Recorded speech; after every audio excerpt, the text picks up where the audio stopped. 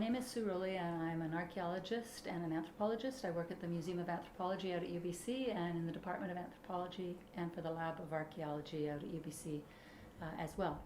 And my training is as an archaeologist, and when I was quite young, my father worked for the Indian Affairs and Northern Development, the federal government, and when I was 16, a Roman Catholic priest called ataʔڵ, or Father Guy-Marie Rousselier, who lived in what is now Mi'timatelik, or Pond Inlet at the time, to use its English name, was visiting the house, and my father said, well, do you need any help this summer? And he said, sure. So I went up north when I was 16, and really fell in love with the North. I'd always intended to be an archaeologist, but I had dreams, I think like so many kids do, of Egypt and ancient Greece and ancient Rome, all that sort of massive built heritage, and I'd never really thought about Indigenous communities in Canada and working with them.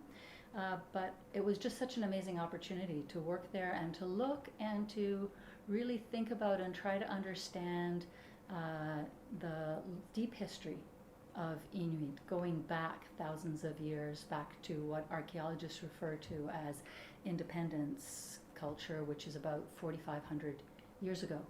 So this really amazing time depth of people and the way that they were able to survive in the North. And you know, we read so much about the North, and it's always phrased as the North is a harsh environment, but the North is home. And so trying to understand the North as home, as somewhere that people call Nunatsiavut, the beautiful land, that's what really intrigued me.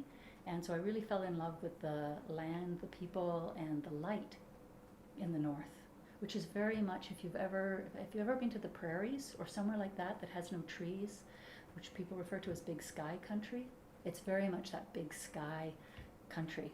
And then the remarkable record of human habitation there.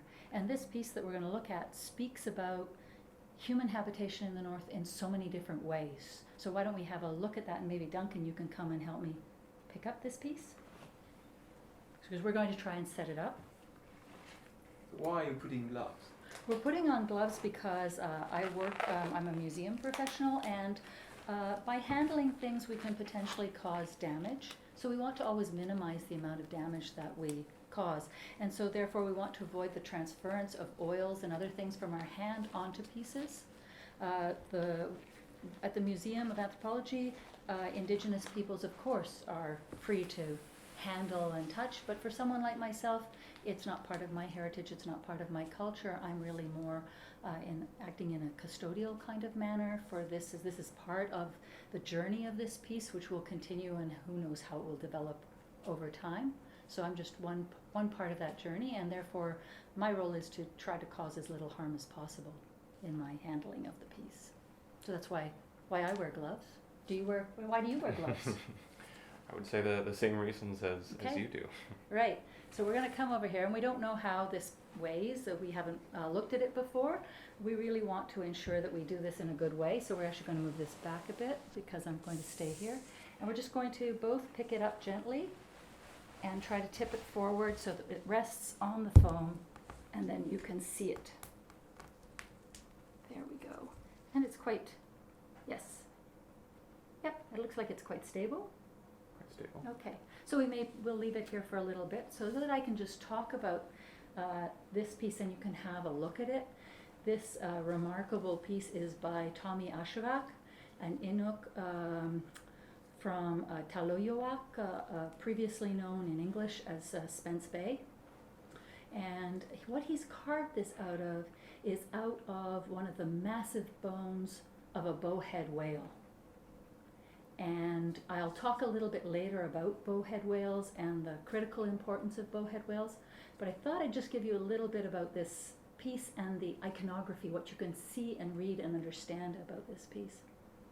When I was thinking about this piece, I was thinking one of the things that it shows you is the really deep respect that hunting cultures have for the animals whose lives they take. That they so much understand that they're by taking a life is being given to them. And this piece here is an Angakok, who is a spiritual leader, sometimes translated into English as shaman. And he is in the act of transforming into a walrus. An Angakok is someone who can see those invisible worlds that most of us don't have the eye to see, that just we're not able to experience that. But the Angakok, in this instance, a man, can see that spiritual realm. And part of the Angakok's role is to redress the balance in the world. So for Inuit, the world is held in a very delicate balance, and the actions of human beings can actually cause that balance to go awry. And it is the role of the Angakok to make everything go back. And one of the ways that an Angakok does this is to transform into a sea creature and go down into the depths of the sea and work with Nuliayok, who's a woman transformed who controls access to sea mammals.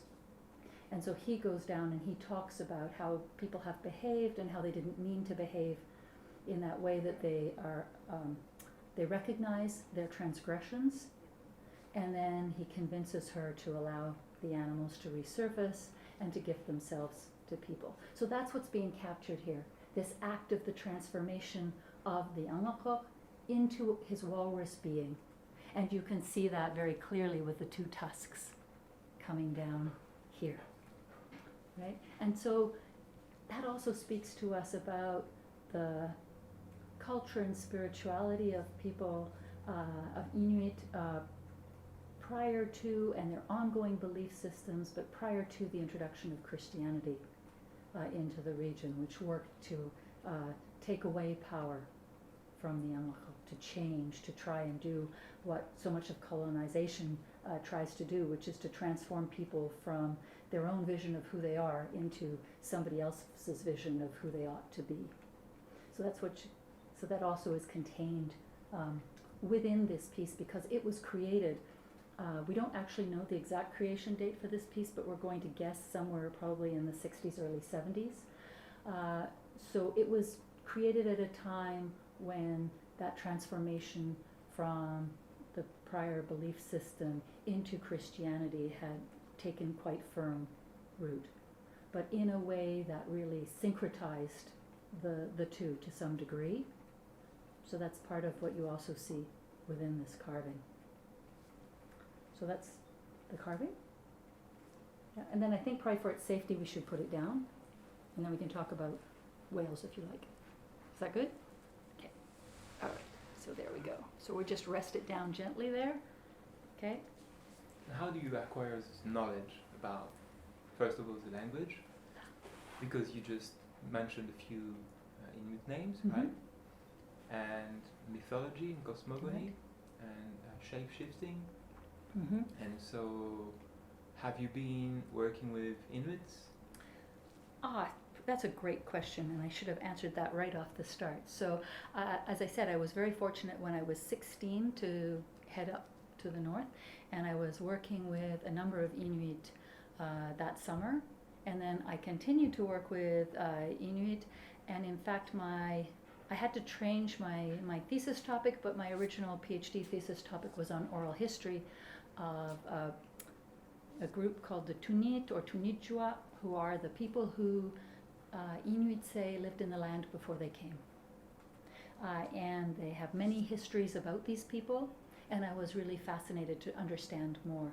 So in fact I went out and I interviewed and worked with a number of elders, particularly in the area of Baffin Island, talking to people there about their histories of Inuit. And so that intersection between what people view as archaeology, that work of very painstakingly digging through the dirt to uncover the pieces that people have left behind, and bringing that together with the oral history, the way that people understand their past, was something that I was really passionate about, and something that I've been able to continue working on. So that's That's part of where that knowledge came from. It's through the very generous sharing of knowledge from Inuit community members who really took great care of me in so many different ways, from being absolutely appalled once that I was out on an island all by myself and why wasn't there anybody else there with me. That's a very dangerous situation. You should never put yourself in that situation in the Arctic. So they would come out every day by boat, and it took me a little while to understand what was going on.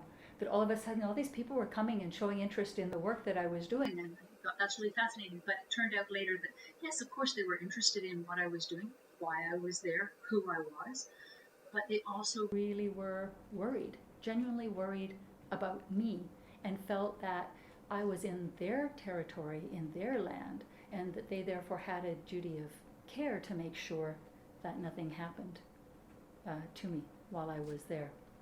And then throughout time, the way that community members with their knowledge and expertise have really transformed the way that I think about the past. To give you an example, I was with a colleague of mine, Carolyn McDonald. We ran a field school for Inuit youth, an archaeology field school. And we had elders who would come and they would interpret the finds, and the knowledge that they had, their visual knowledge and understanding of things was just at a level that I couldn't compare at all. I just didn't have that level of knowledge. So from finding a particular harpoon head that was 4,500 years old, and me looking at it and going, well, that's really interesting, it's a different style of harpoon head, and having an elder look at it and go, oh, look at that, the line hole, that's too small a line hole for a skin thong. It could only have been used with braided sinew. Well, that's a level of knowledge and understanding that's truly remarkable. So those kinds of, you could almost call them small interactions, really made me think about things in a different way. Think about the expertise of community members and what they bring to the understanding of their own history, both through the oral histories and also through the findings that come out of excavations. So, and then this guy, he's out of whalebone, and the whalebone that he's out of, I don't know about this specific piece, but I can tell you that many pieces of beautiful carved whalebone like this from the Arctic actually come from ancient houses. They come from the houses of people that archaeologists refer to as the Thule culture, but are the direct ancestors of contemporary Inuit, who were Bowhead whale hunters. And one of the amazing things, of course, about Bowhead whales is the huge size of their bones. And so people built constructed semi-subterranean houses that you would enter in through a really ingenious system called a cold trap. This is where you're higher, then you come down and go in, so you're not bringing the cold from outside into your home. So that system, and then it's built out of rocks and stone and sod. But the roof beams are constructed out of things like the ribs and jaws of these giant bowhead whales. So these, and the reason that I'm saying that many of these come out of these ancient houses is we know that for a fact because we know artists talk about removing from some of these ancient sites. But we also can look at the porosity of this bone, and you can't probably see it from where you are, but it's very dry. And it's very gray. And whalebone, if you actually had a fresh whalebone, it would be full of fat. And it would be very greasy and oily. And so it's actually very difficult to use, and you don't actually carve a fresh bone like this. You would always leave it to bleach. So that's what's happened to this, and so it's probably bleached within the context of being, because it's such a big, beautiful piece, a part of the structure of an old house that was then taken and used for that. So that speaks to that connection to the older culture. And then you're like, well, why would somebody take this and transform it into this piece? And that's a great part of the colonial history. So in the north, the Canadian government, particularly after the Second World War, was looking for ways to bring Inuit into a cash economy. And they tried all kinds of different things. So they tried canning Arctic char, which is a fish. But of course, fish grow quite slowly in the north, and so that's not actually sustainable. So another thing that came about in the early 50s, Inuit had always had a tradition of carving. And when Europeans first started going to the north, they started bringing back wanting souvenirs to take home. Even some of the quite early British voyages in the early 1800s were asking for little model kayaks to take home. So people already were making things like that. So one of the things that came about in the early 50s was the creation of an art market. So people were looking for things that could be sold down south and across the north, and it's an incredibly important part of the economy of Nunavut today. So that's where that comes from. It comes from that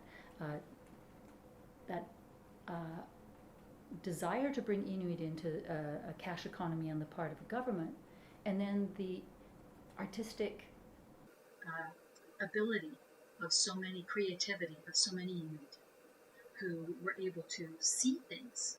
You know, think about, you take a whalebone like this. When I look at a whalebone, I don't see a shaman transforming, an ancestral transforming in the whalebone.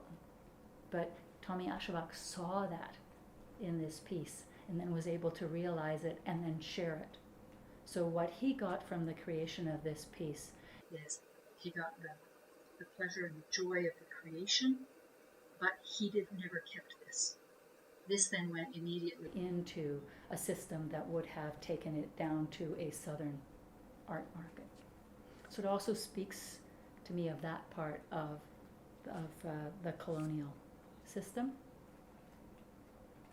To backtrack a bit, it also speaks about the almost extinction and loss of the bowhead whales, because Inuit hunted bowhead whales. The Inuit population was relatively small, and a bowhead whale is a huge animal and can feed people for a very long time. But the European desire for bowhead was huge, particularly for the oil. And so you have, starting, I guess, around, I probably am going to mess up on some of these dates, but it's quite early. It's the 1300s off the north coast of Spain. You get the Basque whalers bringing in a lot of whale oil from that area. It's hard for people, I think, today to think of whales off the coast, south coast of France and north coast of Spain. And then in the 1500s, you get the Basque whalers off the coast of late 15, early 1600s off the coast of Labrador and up into Spitsbergen in what is now northern Europe. And then beginning in the about 1820s, you get whalers, both Scottish, English, and American, into what is now Nunavut, into the area of the east coast of Baffin Island, and then over into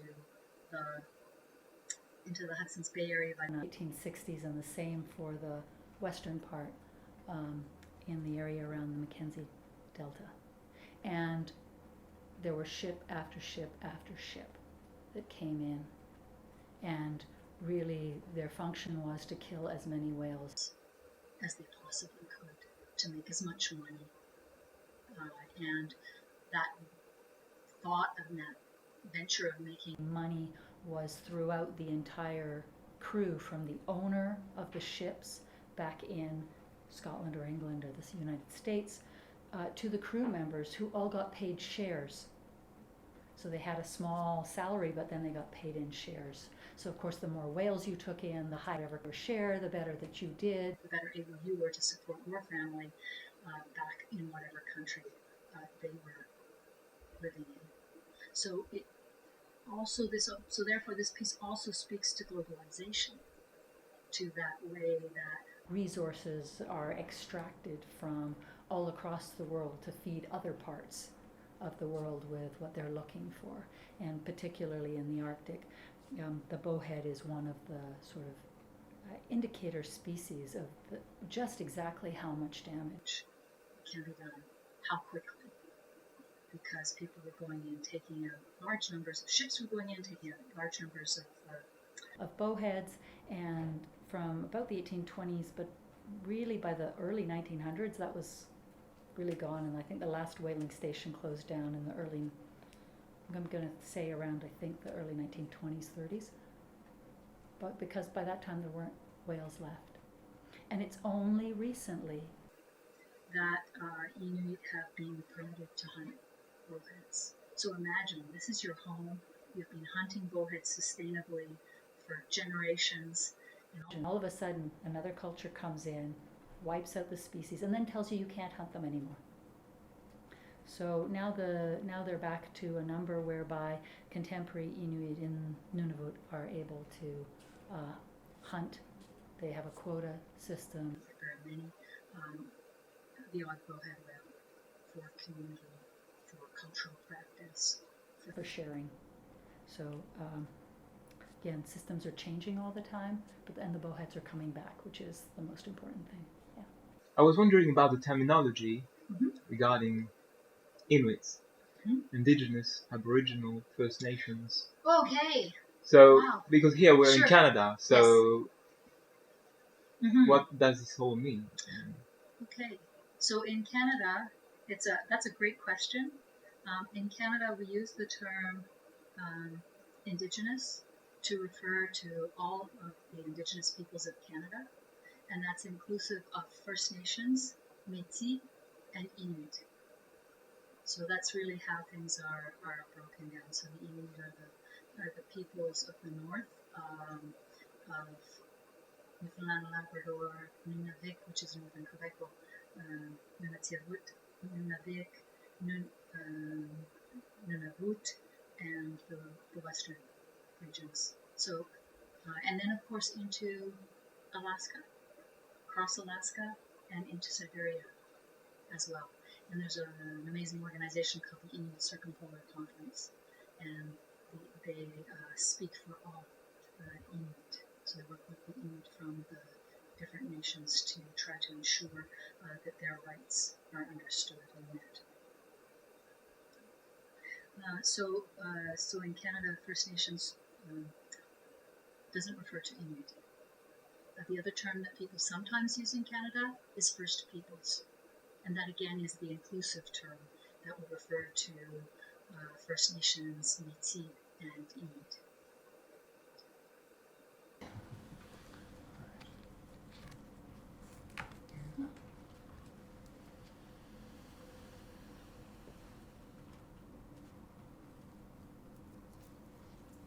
Okay. There we go. All right. And am I close enough now? Yeah. Okay. So this piece is by Fabian Urach from Tsleil-Waututh, and when I first saw it, I think I was a bit surprised because Tsleil-Waututh is not well known for its walrus herds, and it turns out that this was from a walrus that was actually hunted in Broughton Island. On the east coast of Baffin Island, and then sent over to have Fabian do this magnificent carving with it. So there's all sorts of things happening with this carving. He's put a lot of detail into it. So one of the things that's immediately obvious is the way that he's cut off. This is the anatomical skull of a walrus, with the tusks in the sockets that are the actual sockets for the walrus tusks. And then he's cut pieces off here, and he's cut the back of the walrus skull off here. And he's then looked at it and seen a human face. And so he's created the eyes here, and then you can see the nose and the mouth. That is the rest of the person that is right there for you. And then he said, well, what can I really tell you about Inuit life? And so he's put on it 2 dwellings. So there were many different styles of architecture in the Arctic. People tend to think of the snow house as the only style of architecture in the Arctic, but for much of the year there isn't snow for making a snow house. So snow house is one, and that's what he's created right here. This circle, the semicircle here, this is a snow house that he's created on the side here. This is a kind of dwelling that you use in the winter time if you live in an area with the right snow conditions. We also were looking earlier at the whalebone piece, and that's a semi-subterranean house built with whale bones and stone. There are also houses built with pillars of, with stacks of rocks with moss and double tents for fall and for fall occupation.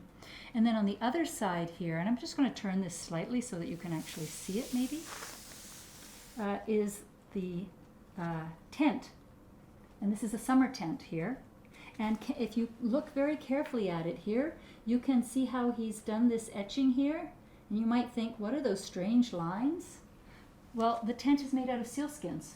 And so what he's actually shown you here in this are the sealskins that are patched together to make the tent. And the tent would have, in many areas of the north, as you know, it's 24-hour daylight in the north in the summertime, in north of the Arctic Circle. And and you need to adjust to that. And one of the ways that you can do that in your tent construction is that you can, on the back half of the tent, where your sleeping area is, you leave the hair on the sealskin, and that then creates a dark area. And then on the front, you actually scrape the hair off the skin and have a thinner skin, and that creates translucency that lets light into the front half of your tent. So you can create a darker space for sleeping in, because I don't know if you've ever tried to sleep where it's 24-hour light, but it's actually quite challenging. And your body rhythm just changes, and you actually need less sleep, but you still need some. So then he's continued up to work on the tusks themselves, and tell me if this is in the right space for you to see, if you can see up on the tusks. So you can see that then he's drawn all sorts of animals and human beings on the tusks, doing different things. So here he has a pair of human beings, and here he has 2 owls facing each other. But up here, here's a hunter. And here he is, he's getting ready to throw his harpoon. Then we have here dogs running.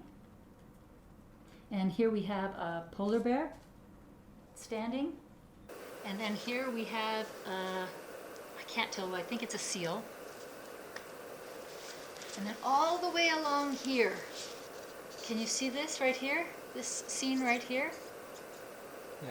It's quite faint now. Somebody's clearly rubbed their hands along this tusk. It's one of the things that people love to do with tusks, ivory, walrus tusks. They feel so smooth. This is a man on his xʷməthkվəy, his sled. And the runners for the sleds in the past often were made out of whalebone. Now they're usually made out of wood.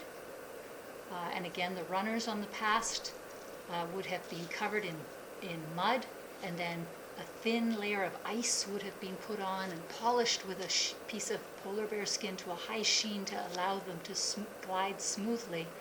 And then here you have the dog. And he's only drawn 1 dog here, but you could have a number of dogs that is then pulling the xʷməthkվəy, and you can see that he's got something on it. It's just very faint, the traces of that here. And then here you see beluga whales, and you see another seals, and you see fish right at the very end of the tusks here. And then up here, you see a snow house. This is terribly faint. It's very hard to see, but you can see the snow house with its entrance right here, and a woman standing in front of the snow house, waiting outside, possibly to go into the snow house. So he's decorated both of these tusks all the way around with the different animals. So we've seen some of them. Should I turn it around for you to see more? Okay, let's turn this around.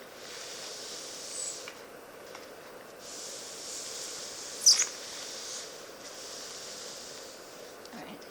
So, and you can see he's used two different techniques here. He's created a bas relief up here, and then he's also done incised work here that he has then put some form of black in to allow it the design to pop so that we see it. So here we have another animal that we haven't talked about yet.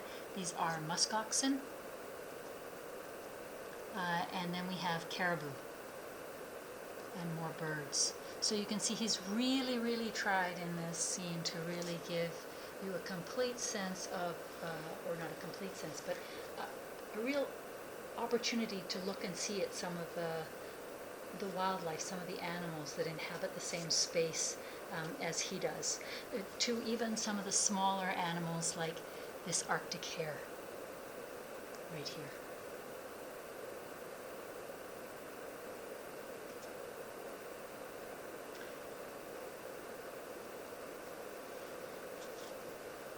So, and of course, this is again one of the things we were talking earlier about, the issue of the contemporary carvings and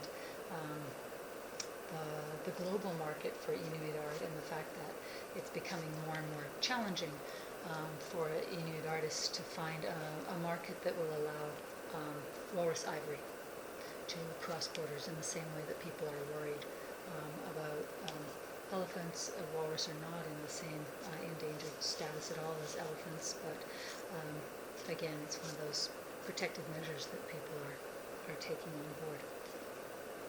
Walrus are such an amazing species. These are the tusks of this is a male walrus,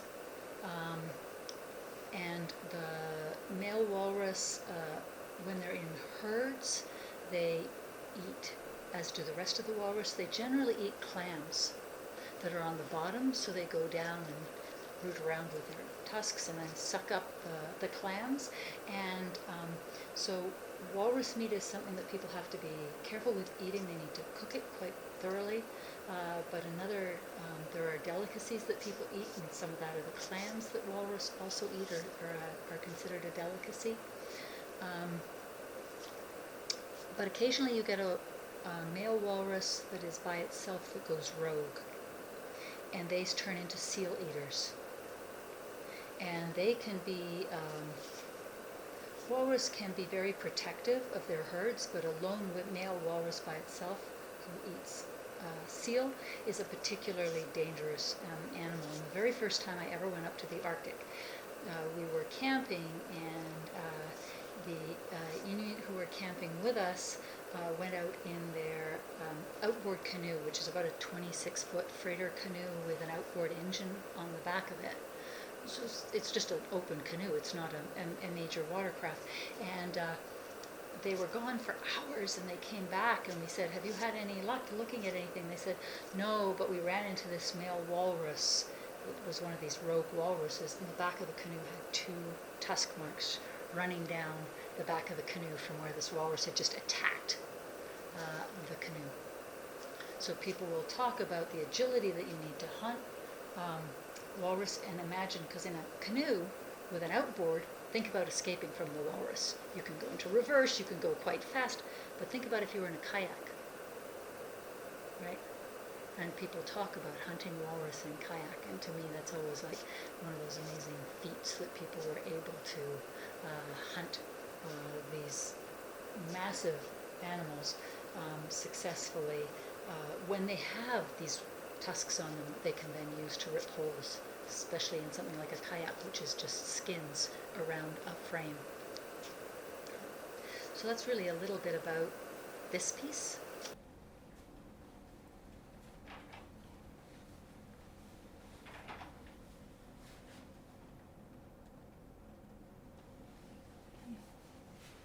So what we have here are 2 Inuit dolls, made at slightly different time periods, and they really speak to the work of Inuit seamstresses. So this one here, the taller one, this doll is from Sen'ákw, and unfortunately what happened is what often happens, that the name of the creators of things like these beautiful Inuit dolls never get recorded. So we don't unfortunately know who made this doll, but she is wearing a sealskin outfit. And this is very classically a summer clothing that people wear. And we can tell that this is a woman from a number of reasons, but merely by looking at her clothing, you can see the lines across her boot are horizontal like this along the bottom of the boots here. And that is something that was done for women. Men's were vertical. We also see the slightly pouched pockets. Another thing we see in clothing is a stylistic variation across the north, so that people, when they met people or saw people coming from a distance, they could tell if they were people from their region or from somewhere else merely by looking at the style of clothing that they were wearing long before they could see their faces and figure out their relationships with those people. So the region of Sen'ákw had sometimes these large almost pockets here. Sometimes they come down and they almost stick out just like a pocket where somebody could keep something in, so it was used that way. And often these big shoulders, sort of like almost like a padded shoulder kind of design to them. This woman has tattoos on her, and you can see on her face here, you can see that the mouth and things have been sewn, but in addition you can also see the tattoo lines that are on her face, and you can also see tattoo lines on her. I'm just going to turn her slightly, sorry dear. You can see tattoo lines on the backs of her hands, just here. The other thing that I'm going to point out about Inuit clothing and you'll see this when I move to this next one, is you might wonder about her age. And I'm going to tell you that this is an older woman. And that has to do with her clothing so I've mentioned we have different materials for different seasons of the year. Sealskin in the summer, caribou skin in the winter. We have different styles for different regions. We also have different styles or different ways that clothing is constructed, depending on whether you're male or female, and different ways that clothing is constructed depending on how old you are. So this is an older woman's piece of clothing, and I'm just going to show you the back, and then I'll explain with the other doll why this is an older woman's piece of clothing. So I want you just to look at this and see the straightness of the back here. Okay, so this is a beautiful doll.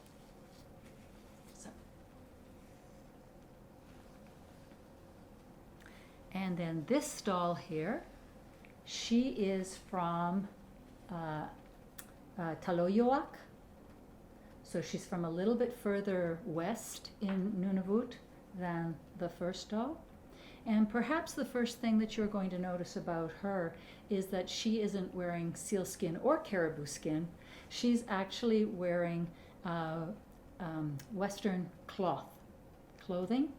And underneath here, she has an under parka, or a mauti. This parka that women wear is called an mauti. And underneath here you have the red duffel.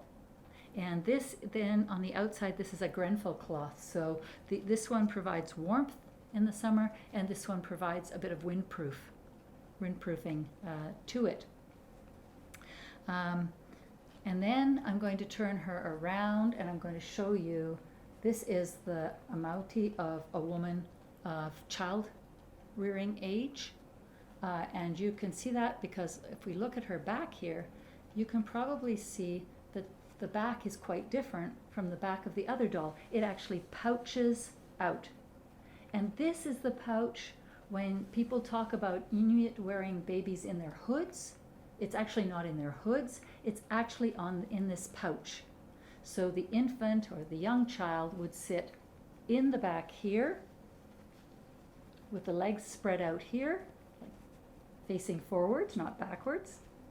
And you can see that this string that comes around here and lashes through here, this actually helps to keep the baby in place so that the baby isn't going to fall out the backside.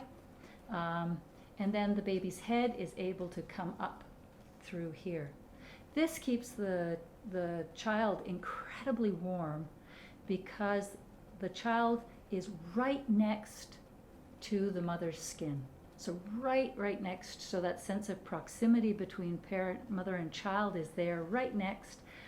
And then along the child's back, there's one duffel and fabric, then both sides of the hood. So there's actually 6 layers of cloth on the back of the child. So you get this amazing protection that's happening for infants. This is actually, we can even go further and say, this is the pouch. This is the amouti for a slightly older child. This is not for a newborn infant. The newborn infant ones tend to be even smaller at the back and hold them very close. So it really shows you, I hope you can see some of the incredible differences in clothing that you see here. And then this is very classically of the style of Taloyowak with the bit coming down here. And it may in fact be that this is someone, Taloyowak had people who moved over from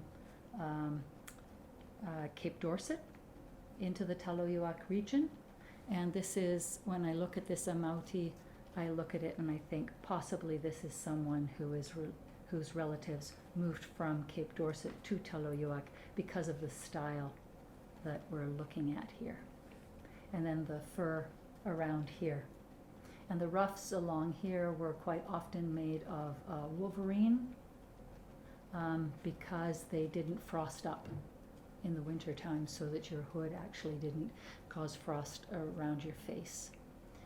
And dolls like this, these are not the dolls that were made as playthings for young children. These are dolls that were made for sale to outsiders.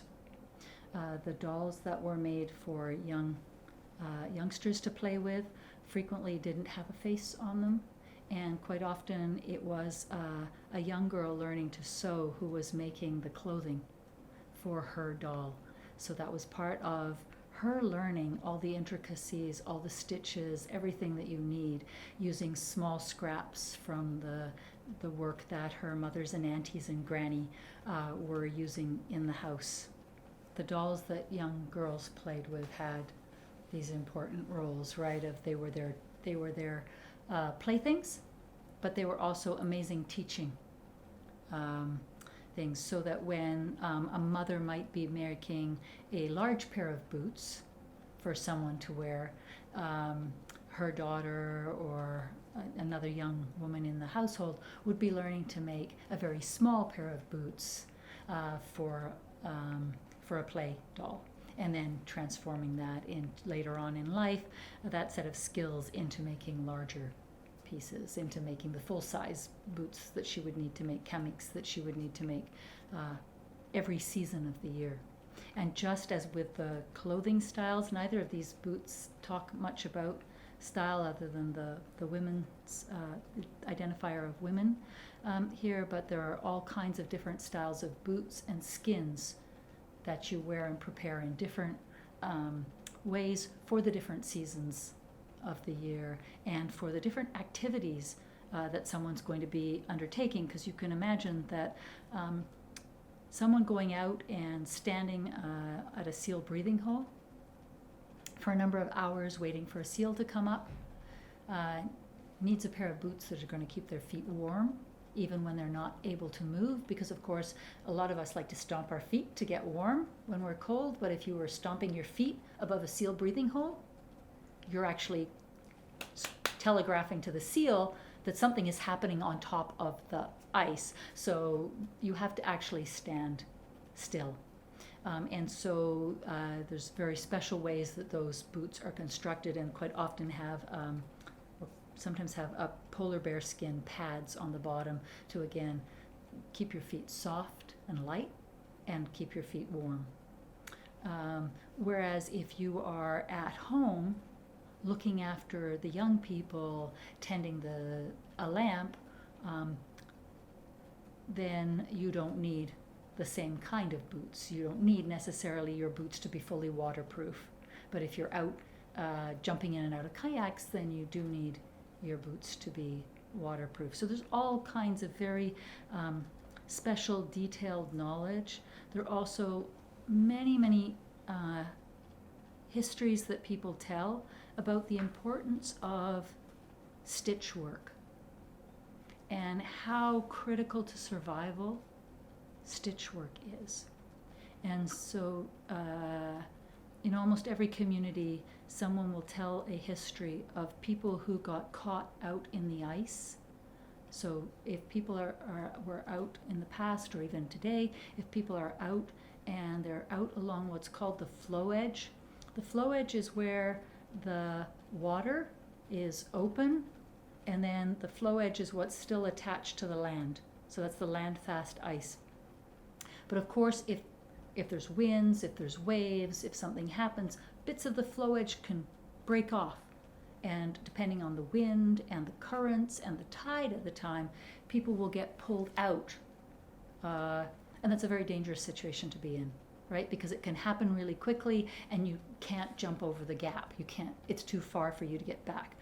So people will tell these histories of people who got caught out and the stitch work wasn't good enough on their garments, so they got frostbite, versus people whose stitch work was, women whose stitch work was so fine and so well done that people never didn't get frostbite when they got caught up in these really dangerous situations that could be the difference between life and death.